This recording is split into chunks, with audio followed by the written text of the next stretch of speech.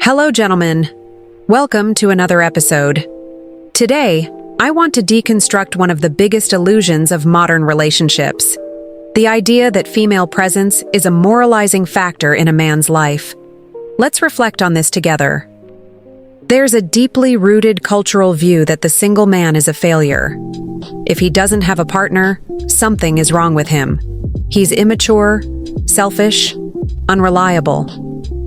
This narrative is still upheld by society and, worse, accepted by many men who don't realize how harmful it is.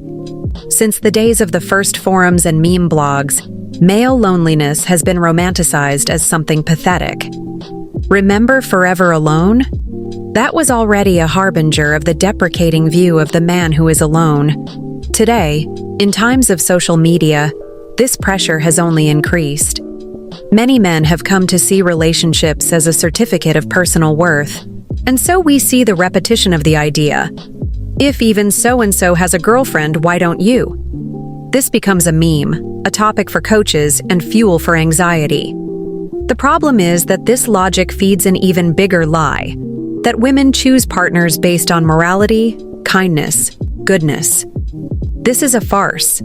If it were true, we wouldn't see criminals, abusers, and problematic figures being idolized and courted. In practice, the female selection criterion rarely involves virtue. Attraction isn't rational. Drug dealers, delinquents, and even murderers receive attention, affection, and even marriage proposals. This shows that female desire isn't linked to goodness, but to other factors: power, emotion, danger. Men who believe they are chosen for being good people are living a dangerous illusion.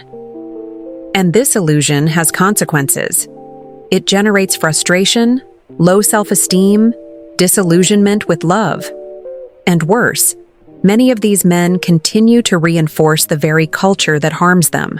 Women, unlike men, have group consciousness. They understand that the term women represents each one of them.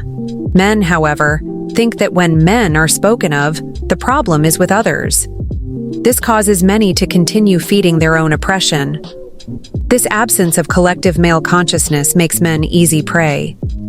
They become defenders of values that don't benefit them. They defend the idea that a partner is a sign of personal evolution, when, in reality, this only makes them dependent on external approval. At the same time, the cultural pressure that existed on women to marry young, maintain virginity, or form a family has practically disappeared. The pejorative labels have been abandoned, but for men they remain firm: single, immature, don't want to marry, selfish, doesn't share income, stingy. This imbalance of demands is part of a broader system that revolves around female interests. It's called gynocentrism, a socio-cultural structure where everything is oriented to serve women, and men merely support this arrangement with their work and sacrifice. Men themselves validate this system when they continue to act as unconditional providers, even without receiving reciprocity. Chivalry, kindness, and emotional effort without return are the norm for many. It's necessary to break this cycle. It starts by rejecting the idea that a relationship is a kind of existential validation. Having a girlfriend doesn't make you better. Not having one doesn't make you worse. A woman isn't a prize for good conduct. When a man begins to see himself as solely responsible for his own worth, he stops depending on female approval. He stops competing for attention and starts acting in his own interest. This change in mindset doesn't require collective movements, marches, or revolutions. It happens silently, individually. Every man who decides not to live under this logic contributes to weakening the system that exploits him.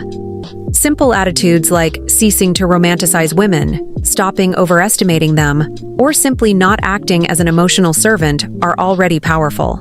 And it's not about hating the opposite sex. It's about preserving oneself. Many groups that emerged to defend men's rights failed precisely because they allowed the infiltration of female interests. Men began to attack each other to please women present in those spaces. This is a symptom of a lack of solid masculine identity. Exclusively male spaces are important for this reconstruction to happen. But even that is difficult, because all it takes is one woman, or even a fake profile, to completely divert the focus of the conversation. Men need to recognize that they are not obligated to support structures that do not benefit them. If feminism is funded by taxes, and most taxes come from male labor, then the man who awakens and stops supporting this is already doing a lot. And no, it's not about sex war. It's about waking up to the fact that the dominant culture is hostile to the traditional man. The old model of the protective husband and father has been discarded, but the demands on men remain the same. Therefore, gentlemen, the message is simple. Stop believing that a woman will save you, improve you, or make you a better man. This thought doesn't help you. It traps you. Be autonomous. Think for yourself. And above all, live for yourself. Thank you very much for watching. May wisdom and consciousness always be with you. See you in the next video.